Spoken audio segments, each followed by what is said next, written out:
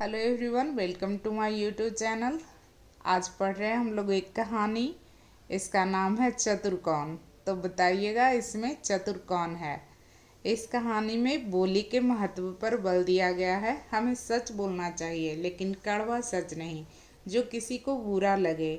हमें कभी झूठ नहीं बोलना चाहिए। एक बार अपनी हाजिर जवाबी के कारण ही लोमड़ी सिंह की नाराजगी का शिकार होने से बच गई थी। आओ पढ़ें कैसे। एक जंगल था। उसमें सियार, लोमड़ी, भेड़िया और सिंह चारों एक साथ रहते थे। जंगल का राजा अपने साथियों के साथ बड़े आराम से रहता था। सियार, लोमड़ी और भेड़िया भी खुश थे।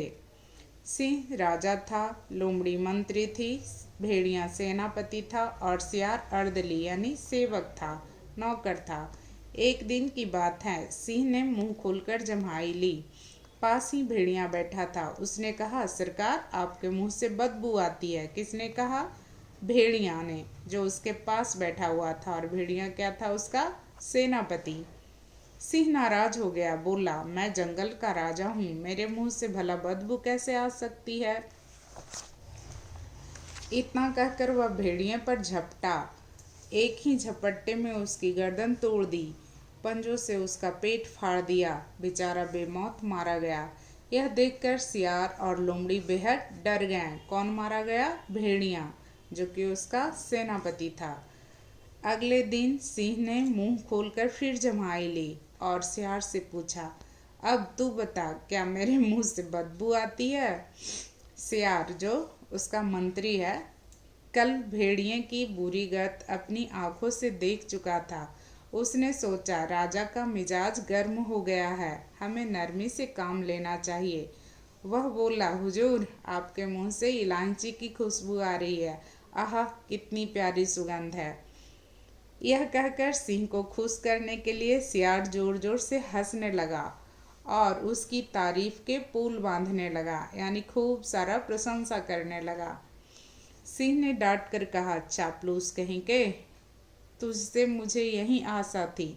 इतना बड़ा यह जंगल, इसका मैं अकेला राजा। ताज़ा खून मैं पीऊँ, जानवरों को नोच नोच कर मांस मैं खाऊं, कलेजी मैं चबाऊं।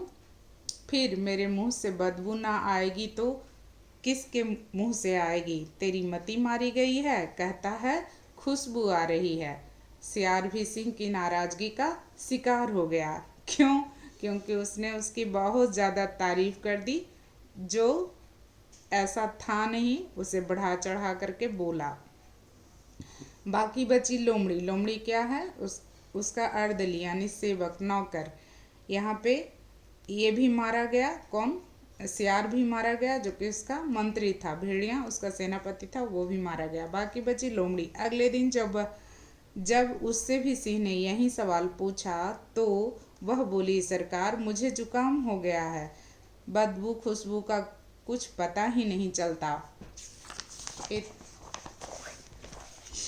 सिंह उसकी ओर देखता रह गया। कहा भी गया है, जैसी बहे बयार पीठ तब तैसी कीजिए।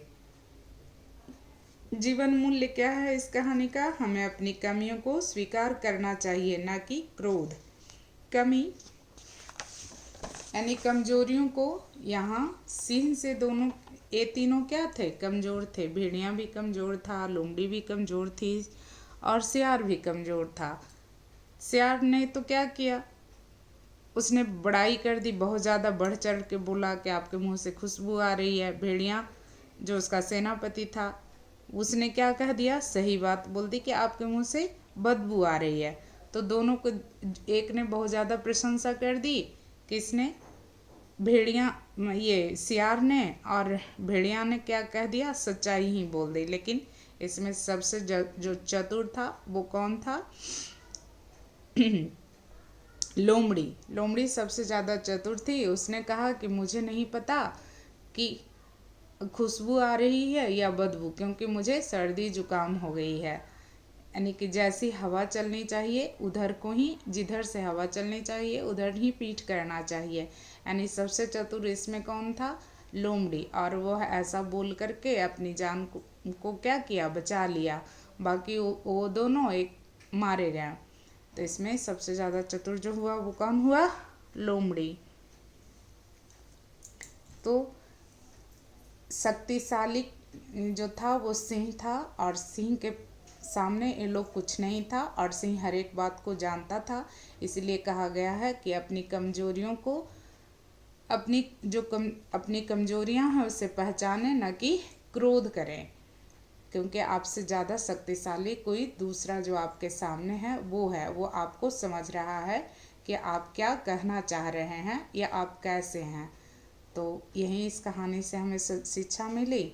हमें क्या करना चाहिए? हमें चतुराई से काम लेना चाहिए। कैसी लगी आप लोगों को कहानी?